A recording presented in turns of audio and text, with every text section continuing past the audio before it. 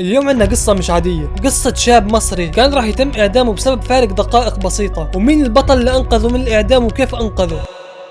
شاب مصري اسمه سعد كان عمره 17 سنة وكان عايش في قرية من قرى مصر، وأبوه كان فلاح بسيط. كل أمله في الحياة إنه ابنه الوحيد سعد يتم قبوله في كلية الطب ويصير طبيب ويخرجهم من الفقر. مرت الأيام وأبو سعد مات، فقرر سعد إنه يروح عند جدته وعمه في القاهرة ويكمل هناك دراسته الثانوية. وبالفعل انتقل سعد للقاهرة، وكانت الأجواء مختلفة عليه كليا. عم سعد كان زلمة بسيط، كان بيشتغل حارس عمارة. جدة سعد كانت بدها تشوف حفيدها سعد زي بقية أولاد القاهرة، مش أقل منهم، سواء من تعليم او لبس او من مصاري، من كل اشي. عشان هيك كانت تضطر انها تشتغل عاملة منزلية في بيوت الناس عشان تجمع فلوس وتعيش سعد حياة كريمة. لدرجة انه الجدة هذه كانت تحرم حالها من الاكل عشان سعد، كانت تاكل وجبة واحدة في اليوم بس. لحد ما بعد فترة تم قبول سعد في كلية الطب وصار يدرس في جامعة القاهرة. فهنا الجدة كلمت عم سعد، قالت للعام ما دام انه سعد انقبل في الكلية فهلقيت راح يضطر انه يدرس بشكل كبير وبتركيز عالي، فشوف له عندك في العمارة اي ملحق يقعد فيه. الملحق هو بيت اضافي بجانب العمارة الرئيسية، هذا بكون للضيوف مثلا. فقالت له شوف له اي ملحق عندك وخليه يقعد فيه. فالعم اخذ سعد ووداه على الملحق، فقال له هلا بدنا اياك انت بس تذاكر، بس ادرس، بدناش اياك تسوي اي شيء ثاني ولا تفكر في اي شيء ثاني. وكانوا العم والجد يصرفوا على سعد، وصار كل يوم يروح على الجامعه ويتعرف على ناس جديده. فبيوم وهو مروح من الجامعه وطالع على الملحق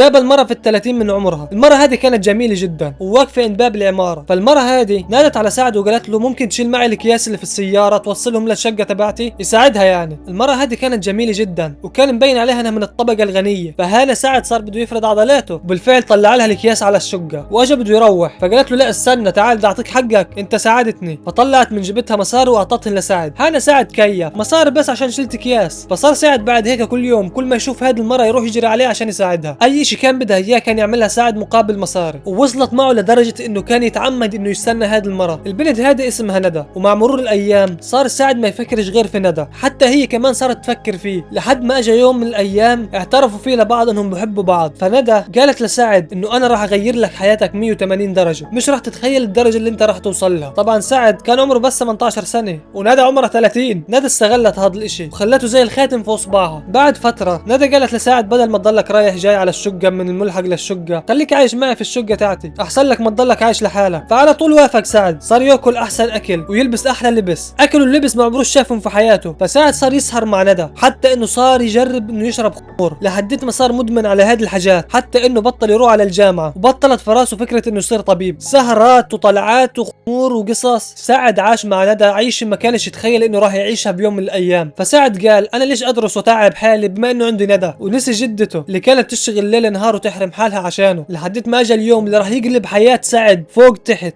ندى اجت لسعد وقالت له احنا عشنا فتره انبسطنا فيها وهلقيت لازم ننهي اللي بيننا نهائيا، انت استفدت مني وانا استفدت منك والحين مش ضايل اي شيء، انا في عريس متقدم لي وانا موافقه عليه. سعد انصدم. سعد حاول يفهم منها ايش قاعد بصير. قالت له اطلع من حياته بدي اشوفك بعد هيك، يلا اختفي من قدامي بلاش اطلب لك الشرطه. فطلع سعد من عنده وهو بيبكي، كيف ندى انا ضحيت بحياتي كلها عشانها، ضحيت بدراستي وضحيت بجدتي وضحيت بمستقبلي. في هذا الوقت اجى اتصال لسعد من جدته اللي كان مهملها ومش مدور عليها. سعد ما كانش يرد على جدته نهائيا، ما كانش يرد عليها غير لما ترسل له مصاري، ولكن هذه المره رد عليها سعد. قالت له جدته انا عارفه انك مشغول بدراستك بشكل كبير جدا لدرجه انك نسيتني وبطلت ترد على مكالماتي. جدته بتفكر انه مشغول في دراسته، مش عارفه انه حياته متغيره 180 درجه. جدته قالت له انه مش مشكله وانا عذراك، انا قلت لعمك يجي ياخذ مني مصاري ويروح يودي لك اياهم. سعد لما سمع هذا الكلام بدا يستوعب، بدا يندم بشكل كبير جدا على اللي سواه في جدته بتشتغل ليل نهار في بيوت الناس وبتحرم حالها عشان توفر له مصاري دراسته. جدته مش عارفه انه هو حتى ساب الجامعه مش بطل يدرس بس. فساعد قلبه صار يوجع من ندى، حتى انه بعد كم يوم نزل من الملحق وشاف ندى مع شاب تاني. الشاب هذا باين عليه انه غني جدا وبسن سعد. كان الشاب هذا راكب هو وندى في سياره فخمه. فالشاب هذا نزل ندى من السياره ووداها قدام سعد. ندى هانت طلعت في سعد باستحقار ولفت وجهها عنه ما عبرتوش، فطلعت وراحت على شقتها. وسعد رجع طلع على الملحق. فسعد صار يفكر في اللي صار معاه وكيف دمرت حياته ومستقبله كله. سعد شغل اغاني في الشقه وطلع المشاريب وبدا يشرب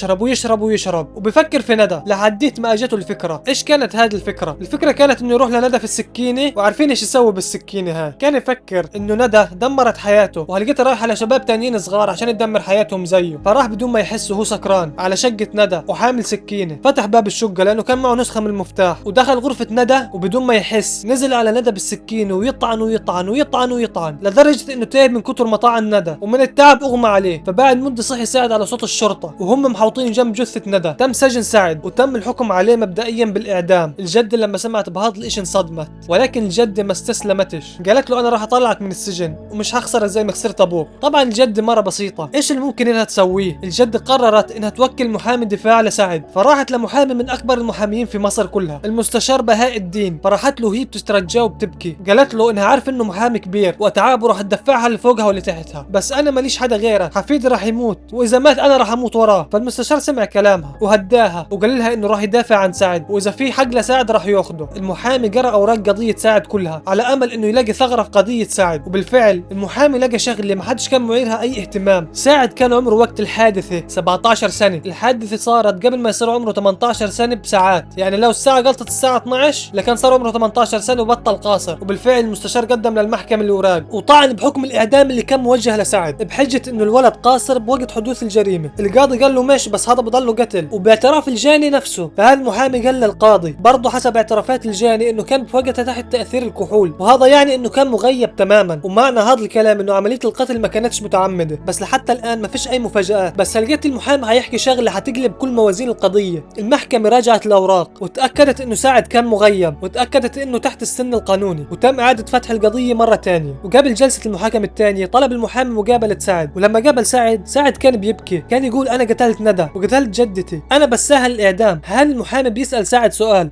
قال له بدي اياك تركز معي وتتذكر هل انت سرقت ندى بعد ما قتلتها؟ سعد قال له لا مستحيل انا سرقت ندى، انا قتلتها بس مستحيل اني سرقتها. طب ليش المحامي سال هذا السؤال؟ الطب الشرعي ذكر شغله في التحقيق، هذه الشغله ما حدش ركز فيها. التقرير ذكر انه في بصمات غريبه في غرفه ندى وفي كمان مجوهرات مسروقه من الغرفه، والغريب انه كيف سعد سرق ندى وهو اصلا فاقد الوعي ونايم جنبها، وحتى انه لما اجت الشرطه هي الشرطه نفسها اللي صحته، وحتى انه ذكر انه سعد كان مضروب ضربه على راسه، والضربه هذه هي اللي خلته يفقد الوعي، مش انه فقد الوعي من التعب ولا من المشاريب اللي كان بيشربها، يعني اغمى عليه بسبب حدا ضربه في راسه. واخر تفصيل اللي قلبت القضيه انه ندى ماتت مش بسبب طعنات سعد، سبب موت ندى ضرب في الراس هشمت الجمجمه. وسعد لما دخل على ندى ما كانش معه غير سكينه، ما كانش معه اي شيء ثاني ممكن انه يضرب فيه ندى على راسها. طب هل هذا كله معناته انه سعد مالوش دخل ومش هو اللي قتل ندى؟ قبل موعد جلسه المحاكمه المستشار بهاء الدين صحي الصبح ومسك الجريده وقاعد يقرا فيها، الا هو وهو بيقرا انتبه على خبر انه تم القاء القبض على ابن مسؤول بتهمه بيع مجوهرات مسروقه. ففكر المحامي هلقيت بسرعه معقول يكون هو اللي سرق مجوهرات ندى، فاخذ صوره ابن المسؤول هذا وراح على سريع عند سعد وورجاها لسعد، واول ما شافها سعد عصب وصار يبكي، قال للمستشار انه هو هذا اللي سرق مني ندى. وبعد هيك اخيرا اجى موعد المحاكمه الثاني. المحامي قال للقاضي مفترض اني انا في هذه الجلسه اكون بدي اخفف الحكم عن سعد، بس انا لا، جاي اطالب براءه سعد وعندي ادله تثبت براءه سعد نهائيا من الجريمه. فالقاضي استغرب، القضيه اصلا جايه باعترافات من الجاني، معقول يعني هلقيت من حكم اعدام لبراءه؟ المحامي بدا يتكلم، بناء على التقرير الطبي الشرعي وجد بصمات غريبه في غرفه ندى، والبصمات هذه مش بصمات سعد، وتم ذكر انه سبب وفاه ندى كانت ضرب بالراس ادت الى تهشم في الجمجمه ومش الطعن سبب موتها. وهذا الاشي بيتعارض مع اعترافات سعد اللي كان اصلا تحت تاثير الكحول، ويثبت انه سعد غير دقيق في اعترافه. ثانيا الطب الشرعي بيثبت انه سعد تعرض لضرب في راسه ادت لانه يفقد الوعي قبل ما يتم جريمته اللي اجى عشانها. كل هذا معناته انه سعد وصل بعد ما تم قتل ندى، وبسبب تاثير الكحول فكر انه ندى لسه عايشه وانهال عليها بالطعنات. ولما شاف المجرم الاصلي انه سعد قاعد بيطعن في ندى سابه يطعن ندى، بعد ما انتهى ضربه على راسه عشان يبين انه سعد اللي قتل ندى وانها ماتت بسبب الطعنات اللي طعنها سعد. واللي باكد كل الكلام هذا انه اللي سرق المجوهرات من بيت ندى هو نفسه اللي قتل ندى، واللي هو نفسه اللي بلغ الشرطه عن عمليه القتل. وهنا امر القاضي ابن المسؤول اللي سرق المجوهرات يتم نقله الى شبهه جنائيه في القتل. تم مطابقه بصمات ابن المسؤول مع البصمات الغريبه اللي كانت في مسرح الجريمه وطلع متطابقات، وتم الحكم بالاعدام عليه شنقا. طب ليش ابن المسؤول قتل ندى؟ ابن المسؤول هذا قال انه ندى كانت تستغله عشان مصاريف، وبعد فتره قالت له انه في عريس متقدم لها وانه خلص لازم يسيبها، نفس اللي صار مع سعد، فقرر انه ينتقم منها. وتخيلوا انه فرق ساعه واحده بس كانت سبب نجاة سعد من الاعدام.